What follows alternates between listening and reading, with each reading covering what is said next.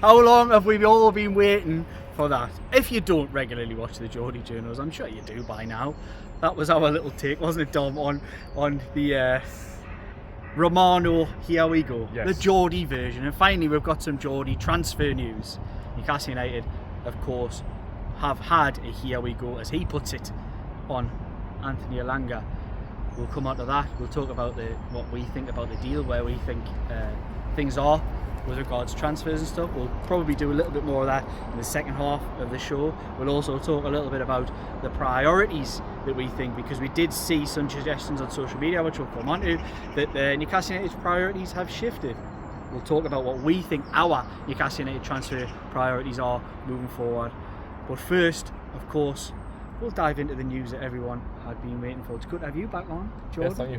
Thanks for inviting us. I know you tried to do a video without us this morning. He's on a week off. He's on a week off. I know. I said it was Dom sticking up for you. Yeah, thanks. Then you may as well start off then. Big news. You were buzzing like. No, it was. You were buzzing last night. You were like, let's go now. You were. It's just been a while, hasn't it? I forgot what it felt like to report and feel a new signing. Yeah. And to see that news come through last night, it was marvellous. It gave me a buzz. It gave me a buzz. What was it, about 7 o'clock last night? Maybe late. Yeah, it was late. I was buzzing away at the early hours of the morning. Didn't get to sleep. Still sending us messages one in the morning. He was. I woke up with a message from you this morning. I couldn't stop scrolling Twitter last night, and I was said this week I was going to stay off it. Yeah, you did. Just being off, but that happens, and I'm just looking all the time. But no, I've mentioned the fee. I think £55 million. I've always said I think it's a little bit too high, but the more I think about it, do I think he improves the team, Anthony Elanga? Yes, I do. And if that's what it costs to get him in, then that's what it is. I think it's a really good signing. I think he's perfect for this Eddie Howe team. I think, look at that front line, man. Anthony Gordon, Alexander Isak, Anthony Elanga, so much pace, dynamism in that front line. So I think it's a really, really good signing. I think it sends out a good message, the fact that they've got him over the line, because clearly they made him number one target. It was a difficult deal to do, and the fact that they've managed to do it, I think is a really, really positive sign and sends out a strong message. I quite like that because he almost, if you're talking about him as a player, he's a bit of a Duracell bunny, isn't he? Yeah. We've seen the clips of him running Portugal yesterday. He's incredible. Rapid. Absolutely rapid. Probably one of the fastest front threes in the Premier League, if not the fastest. Yeah, probably one of the fastest Swedish men on the planet. Could almost get in their Olympic 100-metre team. Well, two of Newcastle's most expensive signing, I would think, will be obviously Alexander Isak. I think Anthony Elanga will be around the Tonali sort of price tag, but you've got two Swedes there that are essentially record signings. Yeah, very good players as well. Like we've talked about the what's and wherefores, Dom, in previous videos, and what we think what Anthony Elanga brings. But what do you think he'll bring to the team?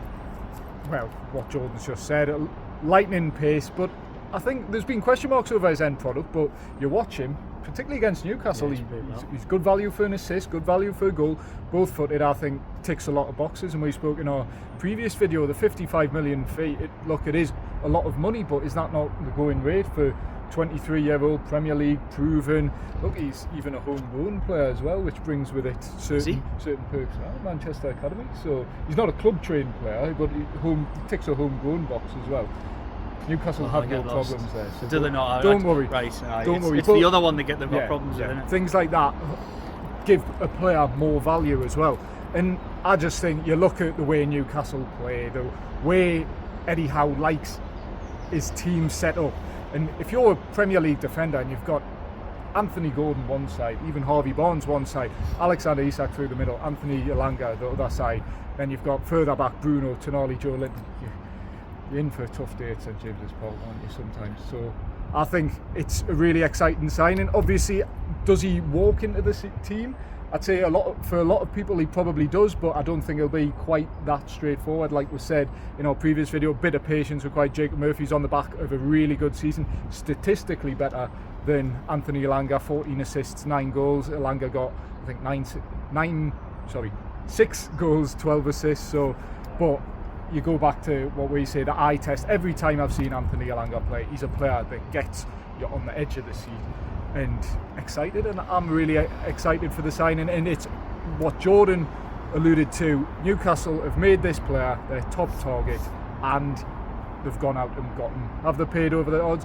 Maybe. It's not our money, and if you can do a bit of business elsewhere, the likes of the Miguel Almiron, Lloyd Kelly transfers, the deal in effect, and we'll get on to Sean Longstaff in a second, almost pays for itself in the short term at least. So yeah, good bit of business, and it's finally good to be saying HOWAY and get that deal over the line. Just as we're talking about all aspects of this deal and potential ramifications, I think it's important to point out, I just hope that the Elanga deal, not to put a dampener on it, isn't an Anthony Gordon replacement in some respects, because I do think Liverpool will make that move this summer.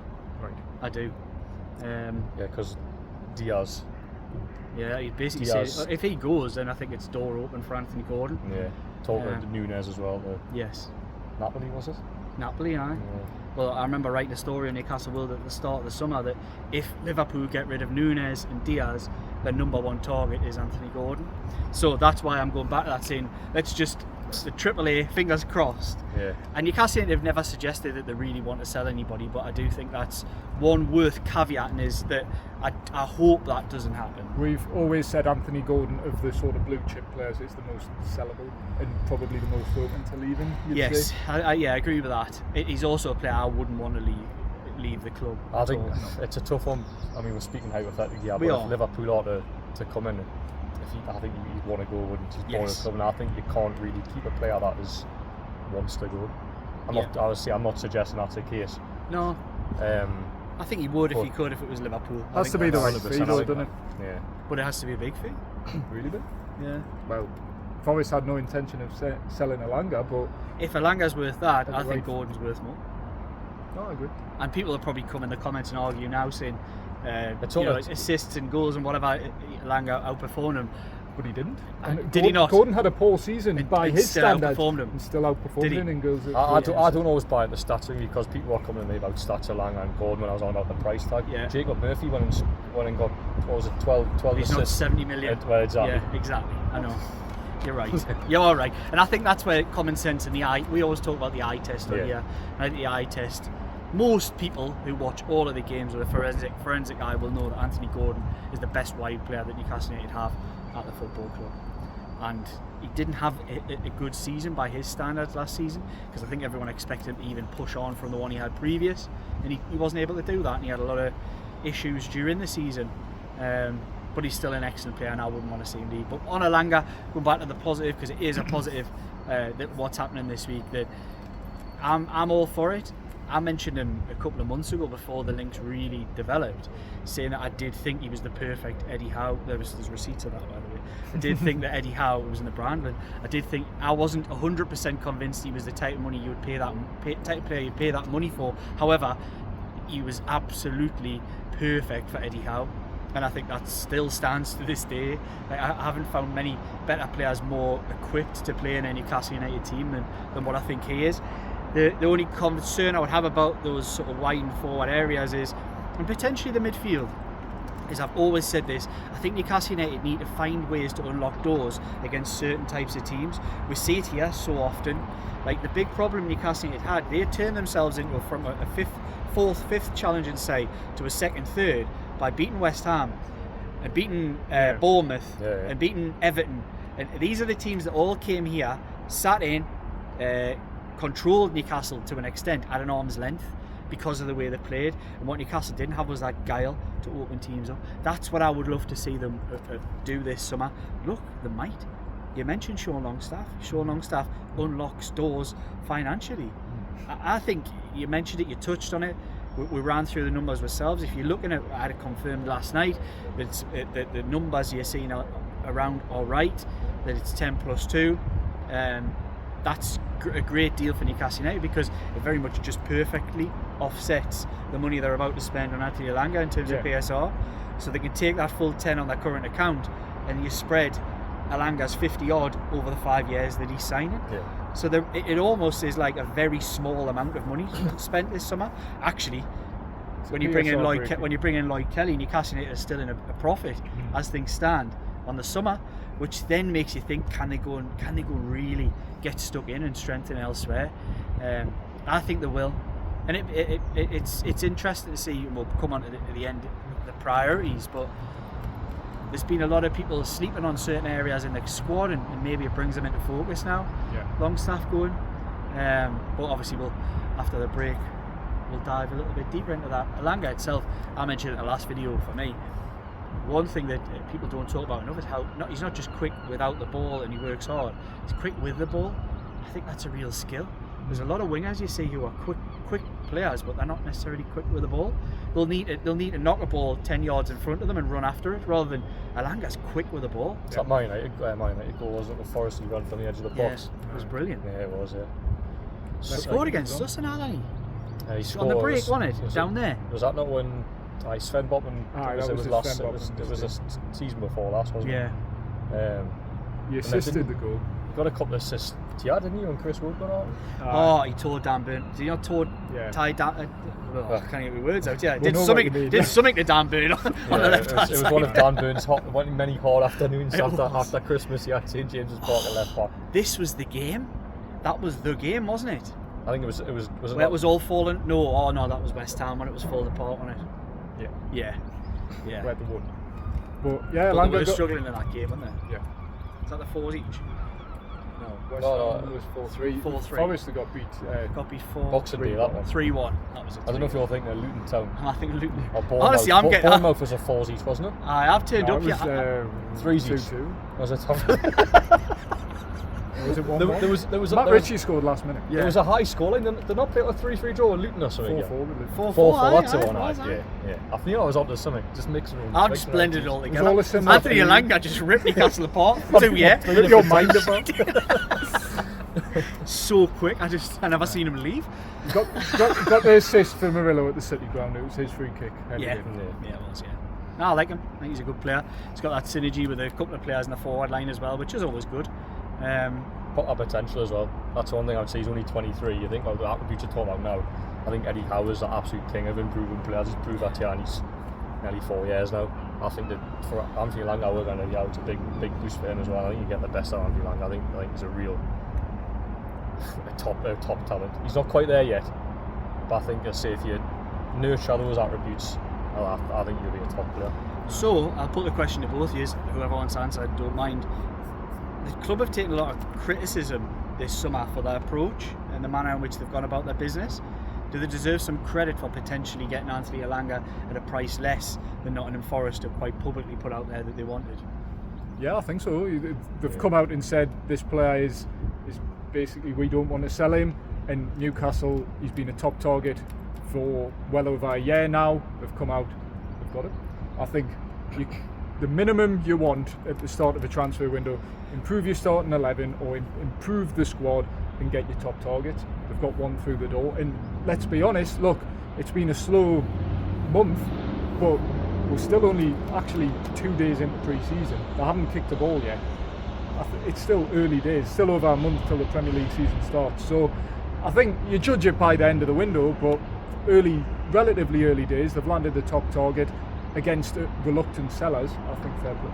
Yeah, the club, we support the club, whatever, and they've always been confident of something happening. They've retained that confidence where everyone else was losing their head, and you do wonder sometimes. It's like, are you watching the same thing? But they've got everything in front. They know what they're doing.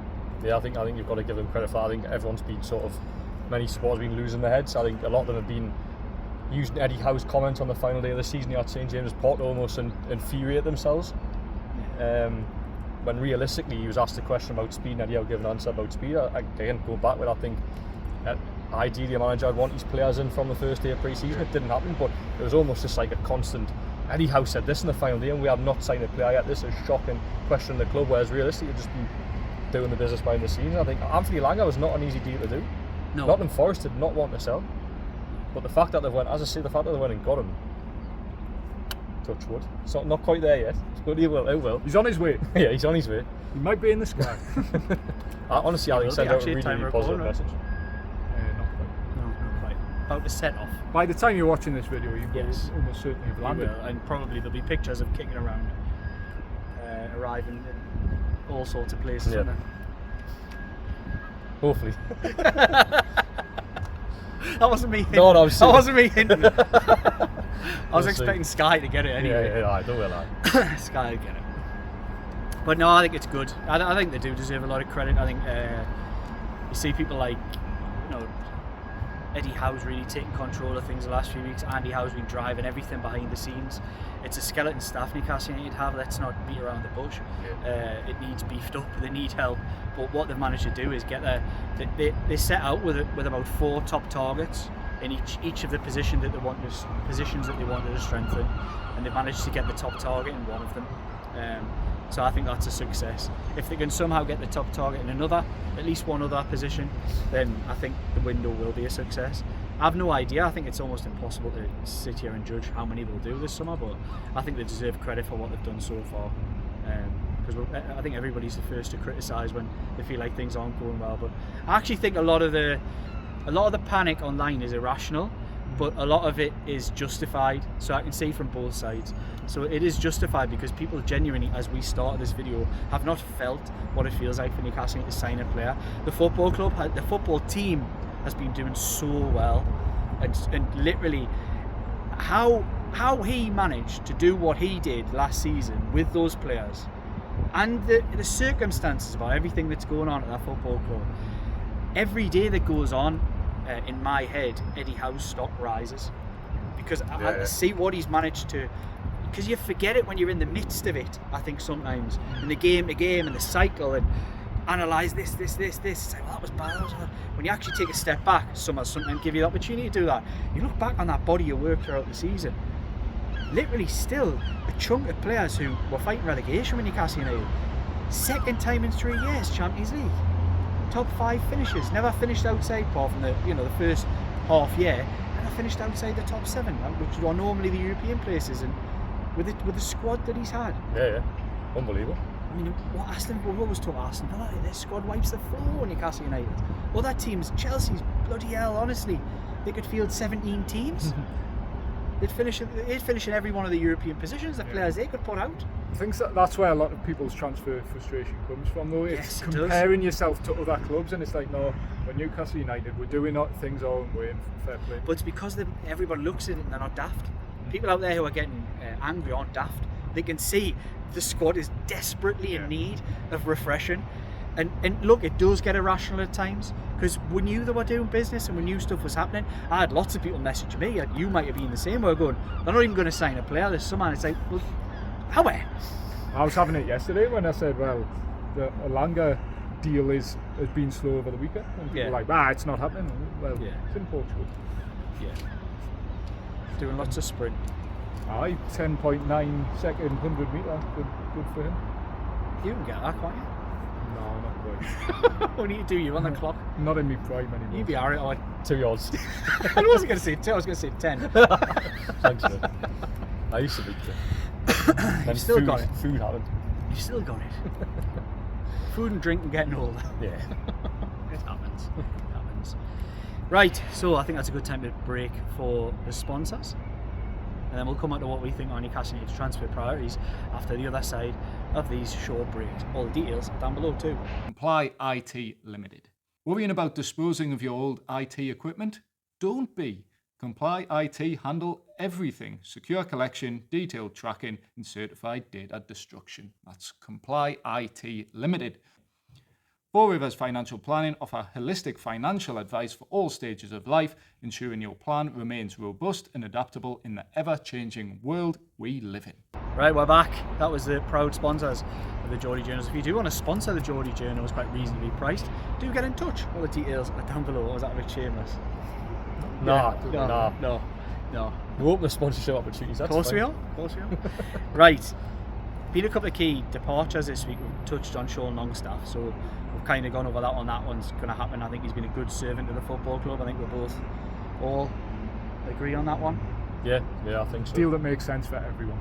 Yeah, I think if you've seen a player with Sean Longstaff, I think he's been frustrated for the last 2 years. He's looked unhappy, I think, for the last year. I think so as well.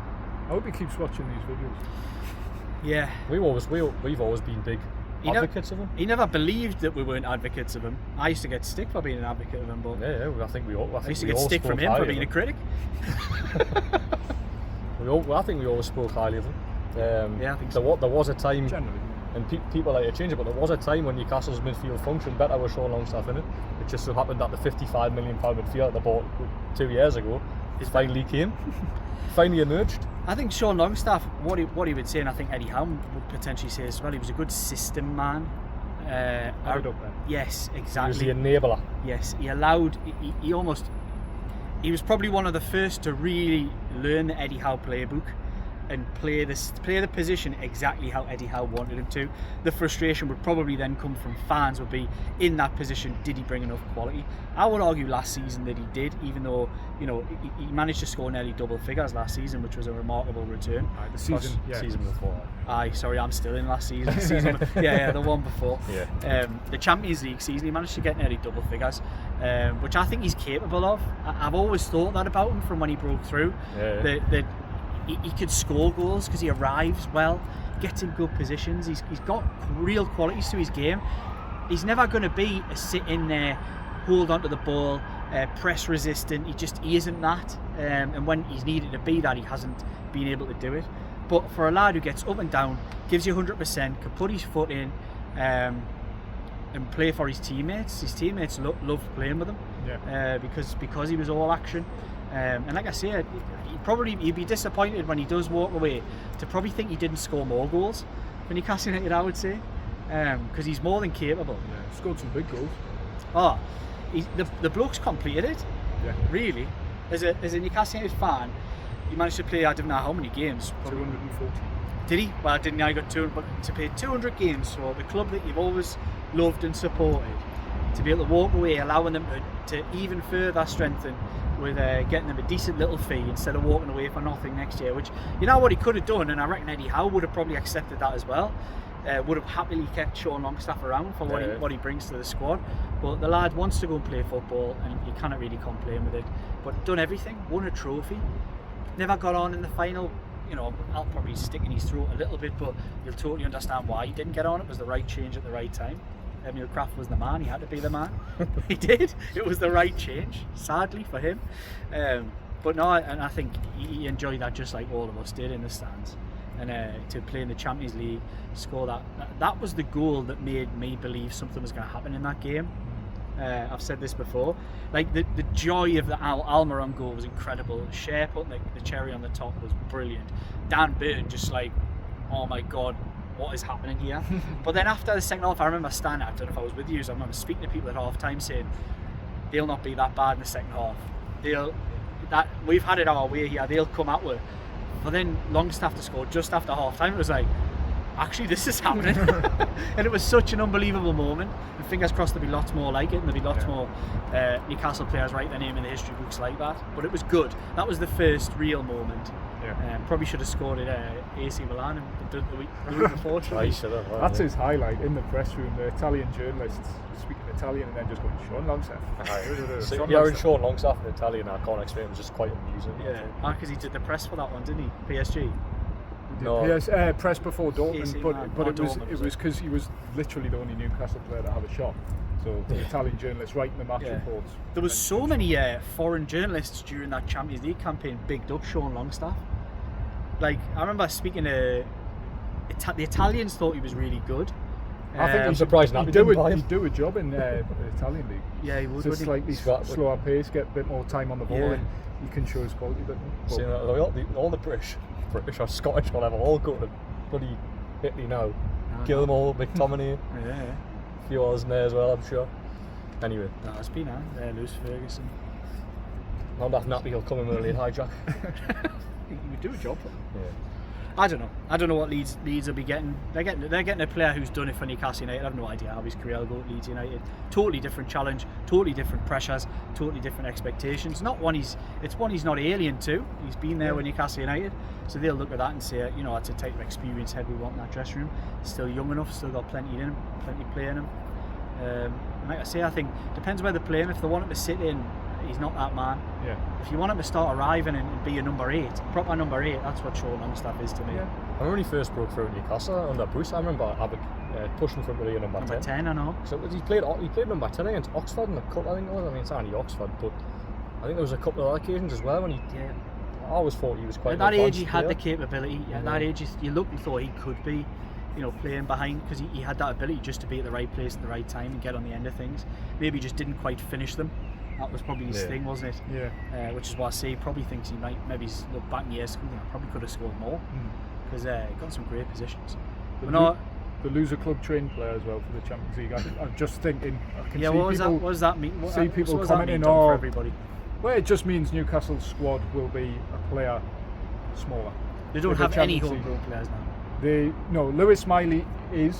He's still underage though. But he's underage, so doesn't be named. Joe White technically is, I've mentioned in a previous video, but will he stay at the club? Does Joe White stay around then? I can't see how you go from no disrespect to Joe Champions White. League and Premier League. I think Joe White's a very, very good technical footballer. I think he'll make a career somewhere, but I'm just not sure. But he is technically a club-trained player above the age of 21. So it just means Newcastle's squad limit, it goes down to 21 players opposed to 25. You're meant to have at least 4 club-trained players in your squad. Last time Newcastle were in it, I think they had 3. They had Paul Dummett as well, Elliot Anderson as well. So it's just one of them. It's not a massive blow to Newcastle. Was Elliot Anderson not? He was underage? maybe below as well. It was only a massive blow last time because I picked up loads of bloody injuries. And then you go into a squad and it's like you can't pick Emil Kraft, you can't pick Matt Ritchie. I mean, sad on Matt Ritchie. That would have been what a shame. But I think they actually have 26 senior first team. I was going to say they'll have to cut down to 21. This is the illusion, though, isn't it? That like some of the players aren't old enough to qualify anyway. Yeah. So, like for example, name some. Lewis Hall. No, Lewis Hall has to because UEFA rules are different. If you have not played for the club like for 3 years as a youngster, you have to be included in the squad. Tino Livramento was the same last time as well. Was he? Yeah. And Lewis Hall was the same. So what I'm saying is time. rubbish then. Well, Lewis Miley's one. The likes of players like that, the academy lads. So Sean Neve's going to get some Champions League benches, isn't he? Most likely, yeah. Unless Newcastle really put the ideas up in. So will they have to leave They have to leave a significant amount of players out of their Champions League squad. As things stand, but the players will be Harrison Ashby, 3 goalkeepers probably. So right. You can cut it. Okay. I forgot it. I forgot it existed. You can cut players. I've seen him on the pictures yesterday. He was there. He's changed his hair. I didn't know who it was. Who's that? Harrison Ashby's back. Do you recognise people by the hair? No, but it's just so obvious. I had no idea who that is. And you can get that 26 down to 21, but this is before Anthony Elanga. This is before any other new signings. So we're going to have to be smart. There's going to be a few. Emil Kraft might get the cut again. That'll be it. He deserved his Champions League winner last time. Jamal Lascelles. Wouldn't mind fancy signing a goalkeeper. Matt Target can't be it. He couldn't leave him out, wouldn't he? It's a video for you know that homegrown player, man. Get Tim Cruller, Fraser Forster, that man. Aye, that's your spare department. And then they're on goalkeepers. I mean, I think John Ruddy's going to play centre mid at some point. Right, brings on to Callum Wilson's replacement, which isn't John Ruddy. Because of course Callum Wilson announced his departure. I seen you guys had some kind words from online. Top I think up there, top 5 Newcastle strikers in the Premier League era for me. Scored 49 goals for the club. It's just one of those things where I think Newcastle have moved on and Callum Wilson can move on too. And he, like Sean Longstaff, but probably to a greater degree, I think Callum Wilson's highs at Newcastle have been very, very high. But he's just one of those players who has now achieved pretty much everything he set out to achieve, more than he probably ever expected to achieve at Newcastle United, playing in the Champions League, got back in the England squad for a World Cup, he's won a cup now, and just after the last season he's had, in and out the team, not really making a real impact, and you've got arguably one of the best strikers in the world ahead of you. You're not going to get in, you're 33 years old. Get yourself a move, son, get yourself playing. I think so too. I think he's been a top player. He was one of those players who really stood up when Newcastle needed him most in the dark days. You know, like when they needed goals. It was only him and St Maximin who really looked like players who could keep this football club in the division. If they don't keep this football club in the division, we might not be standing here now.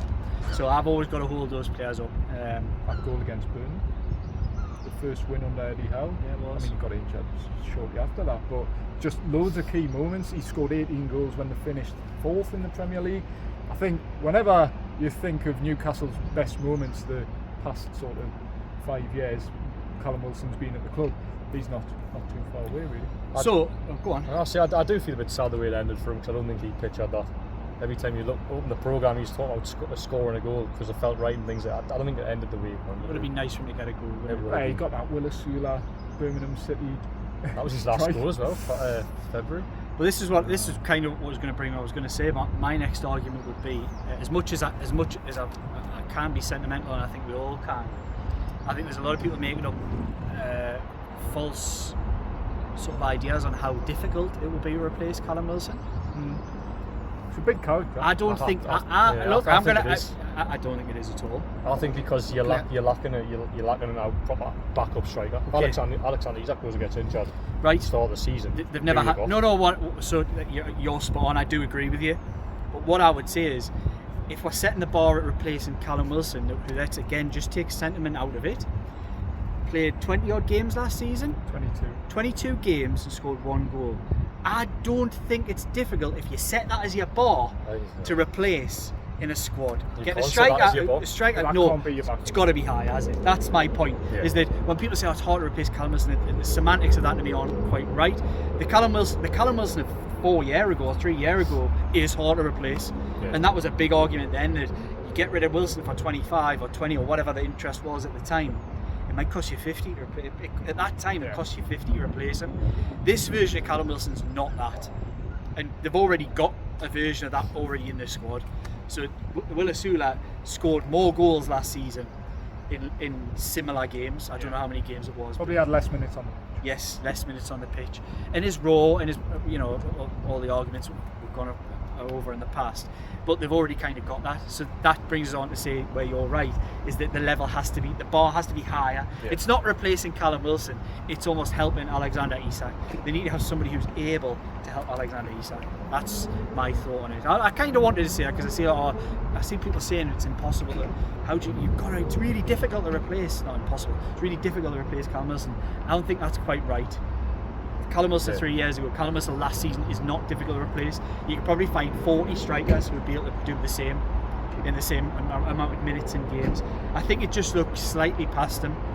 Maybe that's a disservice to Wilson himself though. Maybe what he needed was 10 games. The lad, he's getting on, he's not young. He probably needed, and it was never going to be here. He needs to go somewhere where he plays consistent, because he was fitter than he'd ever been towards the back end of the season. He was always virtually available. Yeah, he was. Barely missed a squad. Barely missed a squad from Christmas onwards, and that's the. Maybe said it felt like about that February onwards. So it barely missed a squad. So he's probably fitter than ever, and I really hope for his sake he stays fit as well, because it'd be great to see him go somewhere. And I do wonder if he gets that run and he is the main man, and because he needs it up there as well. If he's the main man, he could still score goals somewhere. So it was never going to be here though, because he was never going to be the Wilson he was 3 years ago, and he's never going to be the main man. Dealing with that and getting that run of games, he's never going to get 10 games off the bounce here with the best striker on the planet sitting on the bench. It's never going to happen. So it was always going to be difficult for him to get up to the speed that he probably can. So we probably still haven't seen the best of Callum Wilson, I think, in the last year. He probably can go better than what we've seen, but it was never going to be here. No, that's fair. So what about your priority? What's your priority? Because we've seen Keith Downey of Sky talk about the priorities and where things lie.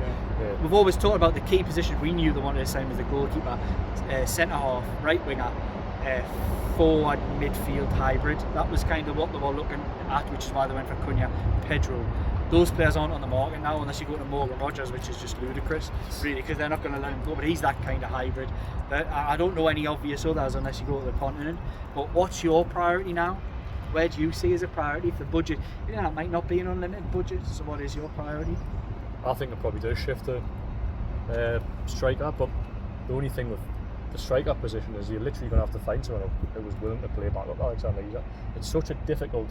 You're talking about Callum Wilson, experienced pro, the goals he scored in the Premier League. You couldn't really ask for, in terms of what he's done in the game, for a better backup option. You cannot now go out now, I don't think, and sign an out-and-out striker who's willing to be back with Alexander Isak. You've got to find a versatile forward, and what that looks like, João Pedro was perfect for that. Yeah, he was. That was the profile that they needed. That's why they wanted both. Yeah, but I think they need a proper backup option to Alexander Isak, but I'm just not sure how they go about doing it. I think versatile forward is the obvious choice. But there's not many there's forwards not playing many. midfield, by the way. That's the difference between. You could argue they've got one now and saying Anthony Gordon's a versatile forward, but Anthony Gordon is not a striker. He's Joe not a striker. Linton is the position really, but somebody who can play up front as well. They have got players. He can't do that. We know that.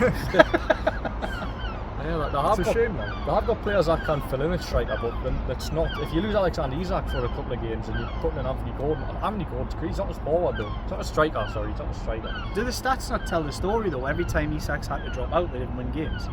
Yeah. There's a lot of people thinking that Willis Sula's ready, and look, Eddie Howe might take up in the pre-season. I think it's really positive actually that he's came back early. I think he seems like a player that wants to make an impression. And time will tell. Maybe look at Willis Sula and go, actually he can make the step up. But I'm very doubtful. The Seagulls mocking us for João Pedro. If you can hear them on you, they're mocking you. But Willis Sula being an interesting one, but I think it'll be really hard for a player to go from no Premier League starts last season. I think made 3 starts in total. Yeah. To then instantly be ready. I just don't really see that outcome happening. I don't think I might be wrong. No, I don't think that's the way they see it either. I don't think they think he's ready. I still think he needs it. I think you'll see Willis Sula get plenty of minutes this year, which is a good thing. But I don't think he's the instant backup. If Isak was to touch what he doesn't, if he was to get an injury that keeps him out for a month, then you're going to need Willis Sula for 8 games. It's a tough ask. Champions League deciders. You know, you might be playing. You might be going to Old Trafford. You might be going to Chelsea where you barely get a kick of the ball, and then you might be going to Real Madrid. And that's a lot. That's too much to ask of a lad who's barely played any minutes. So they do need it, but it has to be. I don't know if they're in a position yet where they can really go and sign out and out players. Like I don't think they can go and sign a second striker unless they go young again. Which again brings the same sort of question mark. It's like, is that gonna, unless they get another one like a Sula, and it sort of carries the burden. If they were to go out, then it carries the burden. Who's maybe on, I'm just speculating here, but like player of a similar profile to Sula on the continent who's maybe just a level above it. Yeah. And maybe played in France the Champions League or something like that. Yeah, possibly. I do. I've said it. Regular watchers of this channel will know what I've said it for a long time now, for 2 years, that the thing people never massively looked at was like, what the hell happens if Isak's not there? And I've also said the same about the midfield for the last 6 months. Now they're losing a body in there. That midfield for me, yes, it's great as a 3. It could also do with a different option. I don't think you need Joe Linton all the time. I don't think you need Joe Linton to be breaking down doors when you've already got control. You've already got control of a game and possession. He's probably not needed to really impose.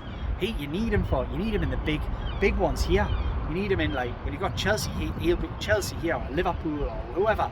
He'll be battering down doors and he'll be imposing Newcastle in his midfield on the other team, while the other two can be clever with it. Whereas I don't think you always need that. They didn't need that against Everton. They didn't need that against West Ham. They needed somebody with a bit more guile and a bit more. I think that's where Pedro was the perfect fit. Then he probably would have played that number 8-10 in those home games when you're going to have a lot of the ball and you're almost wanting to create overloads and create more bodies in defensive areas. If you're not going to sign somebody outright who's literally going to unlock doors, so I think it's a huge priority. I think midfield's a huge priority, and I think I've always said centre half is a massive priority. I've done a lot of thinking on it today. And if I was to say if you could get by in 2 of the priority positions, it's probably keeper and centre half. It's far from ideal. Like you wouldn't want to get by those centre halves are creaking in terms of age, not in terms of ability and quality, but in terms of age. But you know the Kieran Clark example, it can go like that. It can go. Oh yeah, that was one of the biggest drop-offs ever. He was like Newcastle's most consistent performer, and then just totally gone. Not saying that will happen, but it's always a risk when you get to a certain age. It's Newcastle's defence isn't young by any means. Certainly the centre backs anyway. Well, Trippier's more and more games he plays. If you have to rely on Trippier for 20 games, you're probably gonna have a couple of stinkers in there. And he's never been like that. Yeah. But it happens with age, you know, and the opposition and the teams you're playing against, and the fact your body's older. You kind of do the Wednesday, Saturday every week, and you're gonna start getting that with Dan Burn. As much as he's the man of the moment at the minute, you're going to get that with Dan Burn. You're going to get that. I think you saw that signs with Fabian Schär a little bit last season. They need help in that department. Hi, the more I'm thinking about it, they couldn't get by. They couldn't get by. It's They one of need them. one, It's, don't they? you don't need a striker if Alexander Isak stays fit. Whereas I think you probably do need. I think you need a centre half. I think over the course of the season to Is ask. that a bigger priority? So yeah, I've done a U-turn. Aye. Well, that's what these videos are for. So now we're talking debating, about aren't we? now we're talking after you've got to sign a centre half. In an It's crimp. You couldn't go in with that centre halves, could you? That's have you turned. Yeah. in an ideal world, Newcastle are playing 60 games next season, Yes. this coming season. You can't What's that, getting to quarter-finals? yeah, Ish. and things like that. Yeah. Champions League, next year, 10 games. 10 games, hopefully. Yeah, At so least. in an ideal world, Newcastle playing 50, 60 games. You can't ask 33-year-old Dan Burn, 33-year-old Fabian Schär, Emil Kraft, Jamal Lascelles, who hasn't kicked a ball in 16 months, Sven Botman, who's barely kicked a ball in 16 We months. can't rely to on come Sven in. Botman now until he's got a body of work behind him. I forgot about Jamal Lascelles. Did you? Those are It's a tough there's one, like. big question marks over every single one of them. Emil Kraft you probably could take out because he's more of a natural right back. He's like an emergency last Yeah. resort centre back. He is. And You're twisting again? I cannot just say both. They need to sign a striker and a centre half now. What happens in midfield if they wouldn't sign another midfielder? Joe Whiteman, That's Same not for so this. Does he stay around? He possibly does. there's a training ground So player. what- so what- 23. It's a bit harsh. What they've established here is they need to go out and still sign 3 players. Three in players and a goalkeeper, and Is also it- sell about 3 goals. The goalkeeper position you can get by, but It's not ideal. no, and it's not right on James Trafford as well. Given, I mean, obviously you value your football club's importance But more, I but think it's that harsh will. on the lad. I think that will happen though. Yeah, I think so as well. They've So- chased it for 2 years. Now that deal wasn't happening this summer. I feel sorry for the lad as well. It's for Newcastle, they obviously won. But the goalkeeper, as we're talking about, that's James That's Trafford's probably only the one, the innit? closest. That's one you drop off. It probably is. But the goalkeeper sounds like it's the closest one to happening. But It is potentially it is Does things transformative in some change? ways though. Yeah, it is. It is. It is, and it's future proofing. What Trafford might feel like is a bit like the Livermento and Hall of the last Champions League. Yeah. Whereas I've took some stick online, even recently as yesterday, where I'm suggesting that it wouldn't be the biggest shock that James Trafford signs for 30 or 30, just over 30, I think. It's probably what it's going to be. Signs for just over 30 and doesn't start the season as Newcastle United's number 1. Yeah. People say you cannot spend 30 odd million on a keeper and not be number 1. I know, I wouldn't be doing that, but I'm just saying I think the theory is that Nick Pope stays around. So Which I'm totally in favour of. I think you can get by in the golden musician, but it's like, as I say, they clearly won them. They don't get them now. It's like, but it is out of all those positions, striker, centre mid on if Longstaff goes, when Longstaff goes, and the centre back is more priority than the goalkeeper. But the goalkeeper is one that sounds like it's the closest. can they to get by happening. at striker? They can't really, can they? You're asking a lot of Anthony Gordon probably You to are. come in, Yeah, you are. and then Harvey Barnes naturally fits on the left wing, but Harvey Barnes not become a striker. just train him. Man. Train him as a striker, man. He's the best Best finisher. after finisher. He starts, is. He might even be the best. Certainly second half of the season. he was. Yeah, he's a great finisher. So when we're done this discussion, have we actually? No. What is our priority? We don't know. Don't know. All of them. I think a centre back has to be. The problems are glaring. I think after right wing, which has been something that's had to be addressed for years now, that supposedly has been. I think centre back. So God forbid, touch wood. What happens if Tonali and Bruno get injured? Who plays in midfield? Yeah, Fabian Schär. but that's an if. The centre back is you need an upgrade now, basically. Yeah. You're talking hypothetical. No, I'm just centre. yeah. I'm But just- I do agree that they probably need a body in midfield as well. Like we say, I think we need 4 more players still. I think that's maybe fanciful thinking, but we probably do need it, particularly when you look at Champions League. Added fixture demand, they need to strengthen the squad. That's the mistake they made last time. They made really 1-2 signings ready to come in and start Premier League games, and neither did, because one was injured and one was suspended. Trafford's the one that makes. It's probably the one you drop off in it. If you think Just about the 7 players. goalkeepers they'll have if they sign him. Oh, and I'm sick of They talking need about to the sort that goalkeepers. out. They just need to go right. Not can either, will they? Yeah, I'm stuck. Have a nice 7-a-side team, just goalkeeper. Just keep us. Probably still beat us on a Thursday night. On Definitely would. I want to see Trafford join, but it's the position that you don't need. They do, but not as a It's priority. it's not a priority because Nick Pope's a very, very good goalkeeper. They've put their eggs in that Trafford basket. They've pushed for it, so they clearly wanted.